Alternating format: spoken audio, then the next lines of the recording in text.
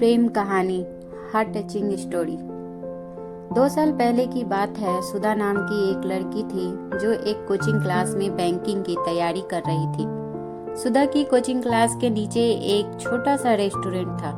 सुधा और उसकी दोस्त अक्सर क्लास के बाद उस रेस्टोरेंट में चाट या छोले भटूरे खाने के लिए जाया करती थी, क्योंकि उस रेस्टोरेंट के चाट और छोले भटूरे काफी फेमस थे।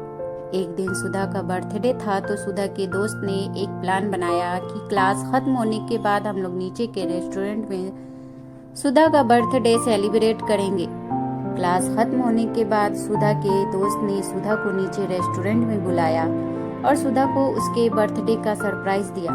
अब सभी कोई मिलकर बर्थडे को सेलिब्रेट करने लगे। उस रेस्टोरेंट के काउंटर पे एक 24 साल का लड़का कैशियर का काम करता था। जब सुधा और उसके दोस्त बर्थडे सेलिब्रेट करने के बाद रेस्टोरेंट से बाहर जाने लगे, तब उस लड़के ने सुधा को आवाज लगाई, मैम, ये हमारी तरफ से आपके बर्थडे का छोटा सा गिफ्ट। सुधा ने कहा, थैंक यू। रात को जब सुधा ने उस लड़के को के दिए गिफ्ट को खोला तो देखा कि अंदर एक छोटी सी प्रिंसेस थी जो एक पेड़ के नीचे बैठी थी और उस गिफ्ट के अंदर एक लेटर भी था। सुधा ने उस लेटर को पढ़ा। उसमें लिखा था, सुधा, आप बहुत ही मासूम और प्यारी हो। जब भी आप रेस्टोरेंट में आती हो तो मेरी नजरें सिर्फ आपके चेहरे को ही देखती रहती है। आपकी मुस्कुराहट को देखकर मेरी भी चेहरे पे एक चमक आ जाती है। वैसे मेरा नाम मोहित है।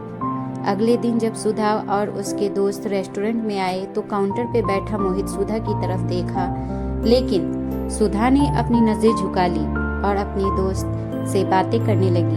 अब जब भी सुधा रेस्टोरेंट आती तो मोहित की तरफ एक झलक देखती और फिर उसे इग्नोर करने लगती। और इसी तरह कुछ दिन बीत गए।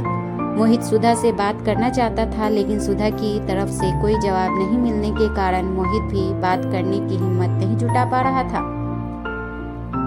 एक दिन जब क्लास के बाद सुधा रेस्टोरेंट आती है तो देखती है कि काउंटर पे मोहित की जगह कोई दूसरा लड़का बैठा है।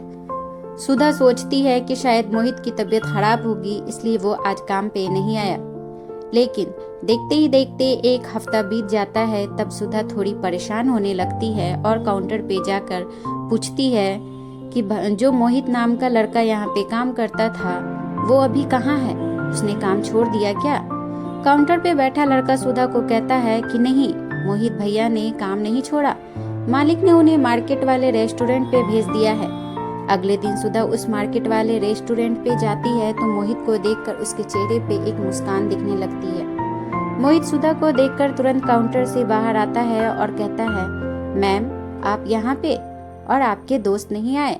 सुधा ने कहा, नहीं, बात ऐसी है कि मैं कुछ काम से मार्केट आई थी और मुझे थोड़ी भूख लगी थी तो मैं यहाँ आ गई। मोहित, अच्छा किया मैम, आप बैठो, मैं आपके लिए कुछ लेकर आता हूँ।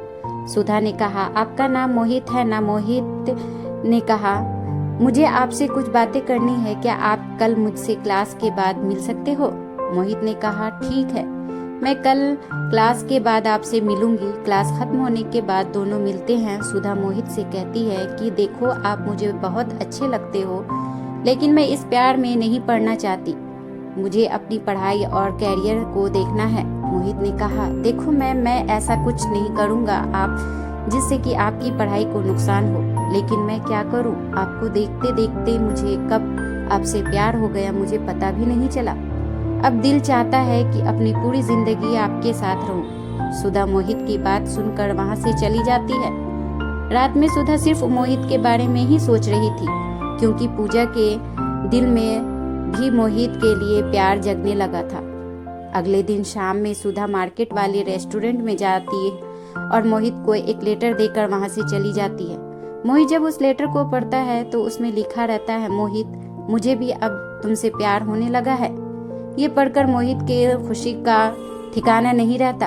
वो उस लेटर को चूमता है और अपनी जेब में रख लेता है। तो इस तरह से सुधा और मोहित की प्यार की शुरुआत होती है।